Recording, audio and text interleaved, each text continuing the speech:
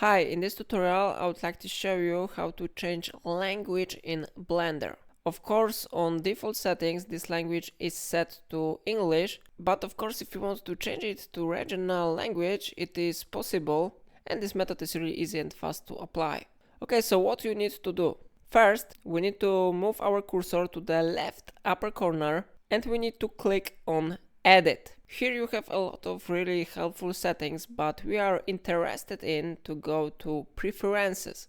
Of course you can open it or use the shortcut from your keyboard. So I click on this one option and now this window will be loaded here. We have here some bookmarks, but we need to open interface bookmark because here one from the last option is language. We need to click on this select box and here we have a lot of languages available. So for example, I choose here maybe Polish.